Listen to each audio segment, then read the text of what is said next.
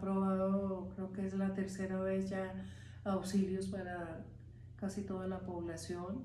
Esas platas pasan por los bancos y al pasar por los bancos hace que ellos se beneficien de ese paso. Y es una de las tantas actividades por las que los bancos sacaron mucha ventaja de este mal manejo de esta epidemia. Los bancos, bueno, en este momento hay una gran discusión, un gran debate en el mundo sobre el costo de las vacunas. Las farmacéuticas como Pfizer, como AstraZeneca y otras habían declarado que iban a cobrar 3 euros por dosis de vacuna, pero luego ya salió en la prensa que 12 euros.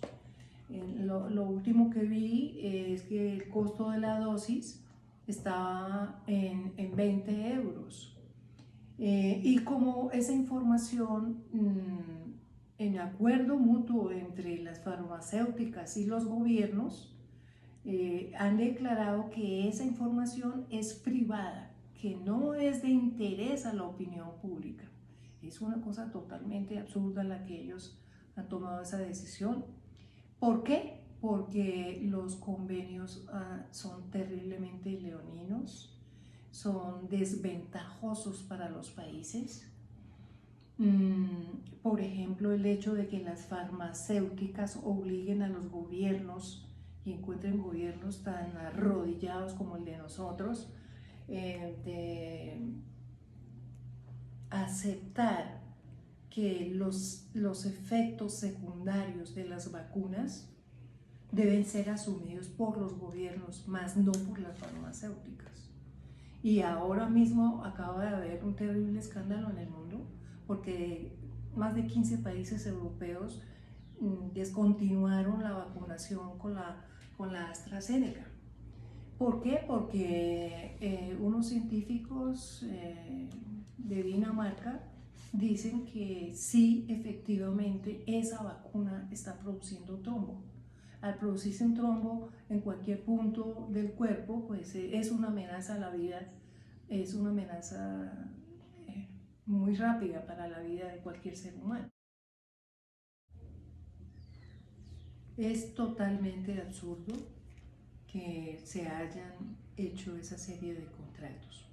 Incluso algunas organizaciones médicas y científicas están planteando que debido a que esta es una circunstancia muy particular de pandemia global, pues no debía primar el interés del cobro y se debía capacitar a todos los gobiernos a producir la vacuna para que de esa manera se garanticen unos costos más accesibles y las deudas de los países no sean tan extremadamente elevadas. Este mal manejo de la pandemia ha generado unos daños a los humanos impresionantemente graves. Uno de ellos, el que estaba mencionando sobre la deuda externa. Colombia estaba con un 42% de su PIB para pagar deuda externa. En este momento, sí, no estoy mal, el porcentaje se subió a más del 60%. Es una cifra escandalosa, hace que ningún país tenga la posibilidad de hacer inversión social para resolver los problemas de los pueblos, ni en salud ni en educación. Lo que se avisora es todo lo contrario, mayores recortes a la inversión social. Se avisora ya la declaratoria de gobiernos como el nuestro al decir que es necesaria una reforma tributaria y sobre todo aplicarle una reforma tributaria a la gente más humilde de este país. Es absurdo que le vayan a colocar pagar declaración de renta a una persona que gana 2 millones de pesos cuando la devaluación en Colombia es extremadamente alta. 2 millones es una cifra insignificante para el salario. Ese debía ser el salario mínimo. Pero las exigencias del Banco Mundial, que es uno de los más favorecidos con este mal manejo de la pandemia, prestó 160.000 millones de dólares a 190 países. Imagínense los intereses y la deuda que han adquirido todos estos países del tercer mundo. Muchísimas empresas en el mundo entero se quebraron, no tuvieron cómo seguir funcionando, no tenían cómo pagar arriendo o cómo pagar salarios de los trabajadores. Según la misma OIT, son más de 400 millones de trabajadores los que perdieron el empleo. Y dadas las circunstancias en países como el nuestro, lo que se escucha es que las medidas van a seguir en mira a afectar a los trabajadores y al pueblo, porque empresas de textiles que están en condiciones difíciles están pidiendo la autorización del gobierno de echar trabajadores. Pero no se quedan con eso nomás, sino que están pidiendo rebaja en el salario, ya que es un hecho. Ya a muchas personas les están pagando menos del salario mínimo. Según estudios como de la Universidad de los Andes, en cuanto a pobreza en Colombia, un crecimiento de 7 millones. Es decir, eso registra un retroceso de más de 20 años en este aspecto.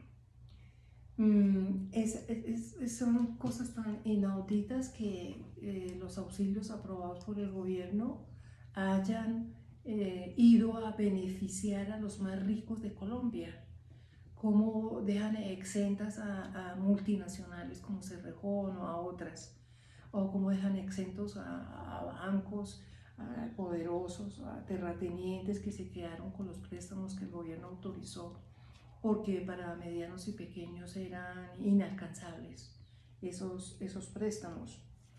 La misma FAO declara que para el 2020 este mal manejo de la pandemia ha empujado más o menos entre 80 y 130 millones de personas al grado de hambre, de hambruna. Quiere decir que esas personas están viviendo al día con $1, 3.000 pesos diarios.